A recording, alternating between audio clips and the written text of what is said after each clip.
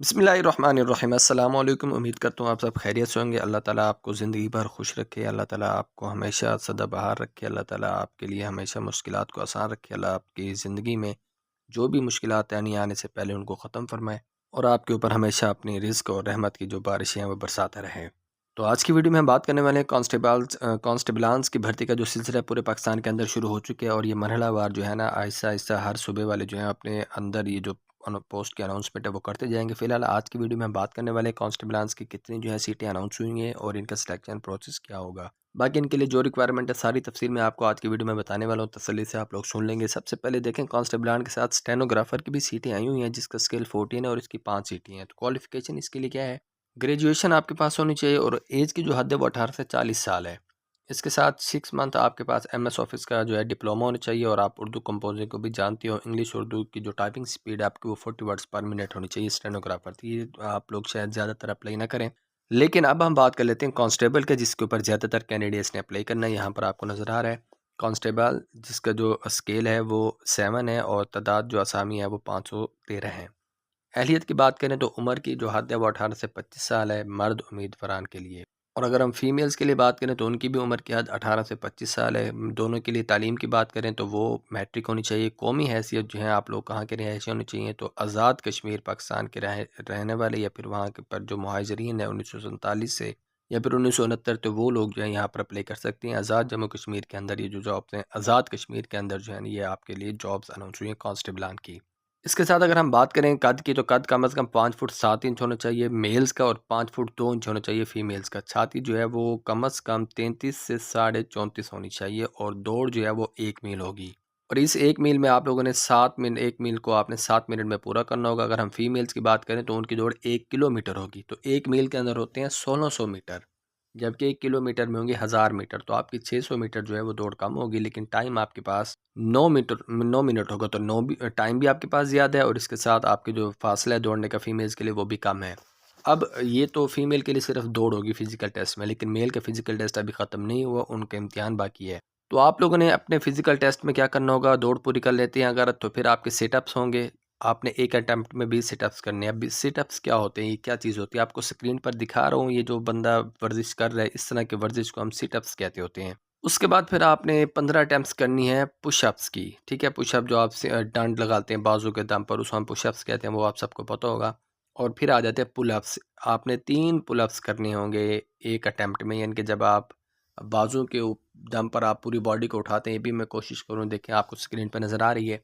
तो इस तरह जब आप बाजू के दम पर खुद को उठाते हैं तो ये पुलअप्स कहलाते होते हैं। तो ये है आपके फिजिकल टेस्ट का मरहला। आप ये सारी चीज़ें क्लियर करेंगे तो फिर आपका फिजिकल टेस्ट क्लियर होगा। ये जो आपको तफसील बता रहे हैं मैं आपको साथ शेयर करता, आपको नज़र आ जाएगी कि कौन से ज़िले में कौन सी तहसील में कितनी असामी है। इसको हम छोड़कर नेक्स्ट मूव करते हैं। आप लोगों ने अब अप्लाई कैसे करना होगा, आप लोगों ने एनटीएस की वेबसाइट पर जाना है और वहाँ पर आप लोगों ने चलान फार्म डाउनलोड करना है। एक्चुअली आपने जो एप्लीकेशन फार्म है वो डाउनलोड करना है। एप्लीकेशन फार्म भी मैं आपके साथ शेयर करूँगा और उसको बताऊँगा कैसे फिल करना है। उसका आपने आगे फिर कॉपी शापी और बैंक की फ़ीस कैसे पे करनी है, सारी तफसील मैं आपको बताने वाला हूँ। तो फिलहाल आप एनटीएस की वेबसाइट पर जाकर एप्लीकेशन फॉर्म डाउनलोड करेंगे और उसके साथ अब आप लोगों ने क्या करना है, असल फ़ीस चलान जो भरेंगे 600 रुपये का चलान होगा वो आपने अटैच करना होगा फॉर्म के साथ। 2 अदद पासपोर्ट साइज़ फ़ोटोग्राफ, शनाख्ती कार्ड की फ़ोटो कापी, डोमिसाइल, और उसके साथ आपने ये सारी चीज़ें इस पते पर भेज देनी है। इसका मतलब एजुकेशनल डॉक्यूमेंट्स आपसे नहीं कह रहे, वरना आप अटैच करना चाहें तो मैट्रिक की सनद या रिज़ल्ट कार्ड भी अटैच कर सकते हैं। तो ये आपके पास हेडक्वार्टर है AJK police NTS headquarters Islamabad. Okay. और आगे plot number 96 street number 4 sector H81 लिखा हुआ है। तो यहाँ पर आप जो है डॉक्यूमेंट्स भेज देंगे। अप्लाई करने की जो लास्ट डेट है वो 1 जनवरी है, तो यानी कि नए साल की पहली तारीख तक आप अप्लाई कर सकते हैं। अब यहाँ पर आपको बता रहे हैं, अच्छा सॉरी, फीस जो है वो 600 नहीं 660 रुपये है। मैंने आप लोगों से कहा था 600 होगी। तो आपके अप्लाई करने की जो फीस है वो 660 रुपये। तो 660 रुपये आपने फीस जो है वो पे करनी है। मैं आपको समझा दूंगा पे कैसे करनी है, उसके बारे में आप टेंशन ना लें। अब आप लोग सुन लें सिलेक्शन प्रोसेस क्या होगा। आपका जो सिलेक्शन प्रोसेस है वो 4 मराहिल से गुजरेगा। पहले आपका तहरीरी इम्तिहान होगा, रिटन टेस्ट पहले हो जाएगा। उसके बाद जो पास करेंगे फिर फिजिकल टेस्ट से गुजरेंगे। फिर साइकोलॉजिकल टेस्ट होगा। साइकोलॉजिकल टेस्ट पर हम आपको अलग से एक वीडियो में समझाएंगे कैसा होता है। और उसके बाद इंटरव्यू होगा। अगर आप इनमें से किसी भी एक मरहले में फ़ेल हो जाते हैं तो फिर आप नाअहल होंगे, आप रिजेक्ट कर दिए जाएंगे। अब तहरीरी इम्तिहान फिर आगे 2 हिस्सों पर मुश्तमिल होगा। एक हो गया MCQ तो दूसरा होगा डिस्क्रिप्टिव टेस्ट। तो डिस्क्रिप्टिव एमसीक्यूज़ में तो आपसे एमसीक्यूज़ पूछे जाएंगे। डिस्क्रिप्टिव टेस्ट में आपसे उर्दू और अंग्रेज़ी के जो है ना मज़ामीन लिखवाए जाएंगे और वो किसी भी टॉपिक पर हो सकते हैं, वो उनकी अपनी मर्ज़ी होगी। जबकि मरूदी टेस्ट में आपके पास इस्लामियात, मुताला पाकिस्तान, उर्दू, जनरल नॉलेज और अंग्रेज़ी जो है इनके एमसीक्यूज़ पूछे जाएंगे। अब जो कामयाब होगा बच्चा वो फिर आगे 40% आप लोगों को जो है परसेंटेज बनाई जाएगी। अगर आप 40% नंबर हासिल करते हैं तीनों मज़ामीन में और फिर तीनों मज़ामीन में भी आपका चेक किया जाएगा कि हर मज़मून में आपने 40% मार्क्स हासिल किए हैं कि नहीं किए। फिर आप अगर ये टोटल भी आपके परसेंटेज 40% होनी चाहिए, हर मज़मून में भी आपके अलग-अलग परसेंटेज 40% होनी चाहिए। फिर आपकी जो है रिटन टेस्ट पास होगा और रिटन टेस्ट के बाद फिर आप साइकोलॉजिकल टेस्ट के लिए क्वालिफ़ाई करेंगे और उसके बाद जो है ना आप फ़िज़िकल टेस्ट के लिए क्वालिफ़ाई करेंगे। फ़िज़िकल टेस्ट के बाद फिर आप साइकोलॉजिकल टेस्ट के लिए क्वालिफ़ाई करेंगे और फाइनली वो भी अगर आप पास करते हैं तो उसके बाद आप लोगों का इंटरव्यू लिया जाएगा। तो अगर स्टेनोग्राफर की बात करें तो आप लोगों को सिर्फ रिटन टेस्ट और डिस्क्रिप्टिव टेस्ट होगा और आप लोगों का बाकी जो फिजिकल टेस्ट वगैरह था वो कुछ भी नहीं होगा। तो ये आप लोगों के पास अप्लाई करने की कुछ मालूमात थी। अब मैं आप लोगों के साथ शेयर करता हूँ इनके एप्लीकेशन फॉर्म। तो दोस्तों ये एप्लीकेशन फॉर्म है जिसे आप लोगों ने फिल करना होगा। तो सबसे पहले आपने जो है ना बैंक चलान की जो फीस डिपॉजिट करानी है वो मैं आपको समझा दूँ। फिर चलें पहले मैं आपको फॉर्म फिल करना सिखाता हूँ। तो ब्रांच कोड आपको लिखने की ज़रूरत नहीं है, आपको वो ब्रांच वाले खुद बता देंगे जिस ब्रांच में आप फ़ीस भरने जाएँगे कि इस ब्रांच का कोड क्या है, वो आपने यहाँ पर सबसे पहले लिख देना है। उसके बाद कौन-सी डेट को आपने फ़ीस पे की है, वो डेट यहाँ पर लिख देनी है और यहाँ पर आपने अपना जो है ना पिक्चर अटैच कर देनी है जो आपको नज़र आ रहा है, ठीक हो गया? नीचे आ जाएँगे, यहाँ पर आपने डिज़ायर्ड कोटा क्या आप कौन से कोटे पर डिस्ट्रिक्ट डोमिसाइल या सिटीज़नशिप आपने अपना डोमिसाइल सेलेक्ट करना है, किसी एक डोमिसाइल के मुताबिक आप अप्लाई करेंगे।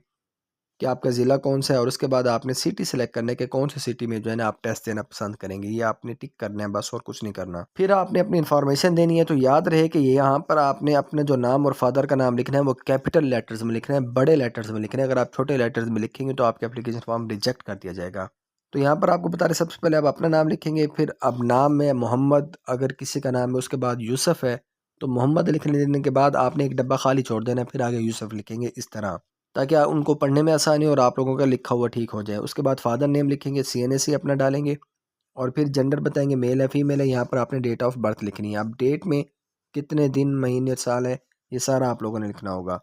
यानी कि जो डेट होगी, डेट ऑफ बर्थ, फिर महीना, फिर साल लिख देंगे। उसके बाद करंट एड्रेस आपका कौन-सा है, सिटी और उसका डिस्ट्रिक्ट लिखेंगे। मोबाइल नंबर देंगे आप, रिलीजन बताएँगे, उसके साथ जो है गवर्नमेंट सर्वेंट है या नहीं है, वो बताएँगे और अपना ईमेल एड्रेस देंगे। एकेडमिक क्वालिफ़िकेशन की बात करें तो इसके मुताबिक आपने बताना है आपकी मैट्रिक है या इक्विवेलेंट है, तो मैट्रिक को क्लिक करेंगे, ओ लेवल हुआ ओ लेवल क्लिक करेंगे या फिर जो ऑक्सफोर्ड का सिलेबस होता है ना मैट्रिक का उसे ओ लेवल कहते हैं। अदर हुआ कोई डिप्लोमा की हुआ है जो कि 10 साल एजुकेशन के बराबर है तो उस डिप्लोमे को आपने लिख लेना है। उसके बाद आपने सेलेक्ट करना है कि कैटेगरी कौन-सी थी, साइंस थी, आर्ट्स थी या कोई और कैटेगरी थी। उसके बाद आपने कौन से साल में मैट्रिक पास की और फिर आपके नंबर कितने हैं और टोटल मार्क्स कितने थे और आपने अपने बोर्ड यूनिवर्सिटी का नाम लिखना है। इस तरह आपने ये सारी क्वालिफ़िकेशंस फिल करनी है अगर आपकी हैं, वरना मैट्रिक तो कम से कम ज़रूरी है। और यहाँ पर आपने अपना नाम लिखना है एंड पर और ये हलफनामा एक किस्म का होता है। यहाँ पर आपने अपने फादर का नाम लिखना है और उसके साथ आपने डेट लिख देनी है जिस डेट को आप फॉर्म भेजना चाहेंगे और थंब इम्प्रेशन अपना थंब लगाना है, बाएँ थंब लगा देंगे और यहाँ पर आपने साइन कर देने हैं। उसके बाद आपने यहाँ पर दूसरी पिक्चर लगानी है, पहले आपने शुरू में लगाई थी, यहाँ पर दूसरी लगाएँगे और उसके बाद आप चलते हैं नेक्स्ट ये जो आपकी फ़ीस होगी, फ़ीस वाले प्रोसेस में। तो फ़ीस जो है आप एचबीएल में ही जमा करा सकते हैं, तो यहाँ पर ब्रांच कोड भी आप लोगों को मैंने समझाया कि वो खुद लिख देंगे बैंक वाले, ब्रांच नेम तो आप लिखेंगे ना एचबीएल लिख देंगे। उसके साथ आप लोगों के नेक्स्ट एप्लीकेंट्स डिटेल यहाँ पर आप अपना नाम लिखेंगे, यहाँ पर फादर नेम लिखेंगे, यहाँ पर अपना शनाख्ती कार्ड नंबर लिखेंगे। तो ये तीनों चिट्टों को आपने फिल कर लेने और फिल करने के बाद एट द एंड आपने यहाँ पर ख्याल करना है एप्लीकेंट सिग्नेचर ज़रूर कर देने, ये कर देंगे। बाकी कैशियर का काम होगा वो खुद कर देगा सारा कुछ। तो आप लोगों की जो फीस है 660 रुपये वो पे कर देनी है। अब इसके साथ 10, 15 या 20 रुपये अगर बैंक की कोई चला फीस हुए एक्स्ट्रा चार्जेज हुए तो वो तो आपको पे करना पड़ेंगे, वरना ये था आपके एप्लीकेशन फॉर्म फिल करने का तरीका। अब इसमें आप नोट करें, यहाँ पर आपको कैंडिडेट कॉपी लिखा हुआ नज़र आ रहा है, एनटीएस कॉपी और बैंक कॉपी लिखा हुआ नज़र आ रहा है, ठीक है। तो बैंक कॉपी बैंक वाले रख लेंगे, एनटीएस कॉपी आपने फॉर्म के साथ भेजनी होगी और कैंडिडेट कॉपी आप अपने पास रखेंगे सबूत के तौर पर। ऐसा ना हो कि कैंडिडेट कॉपी भी आप भेज बैठें या फिर आप गुम कर बैठें तो बाद में वो आपसे पूछेंगे, आपके पास सबूत ना हुआ तो हो सकता है आपका जो प्रोसेस है रिजेक्शन कर दें और फिर रिजेक्ट कर दें और आप लोग जो इतने मराइल से अगर पास हो चुके हुए तो आपके लिए शदीद मसला बन सकता है।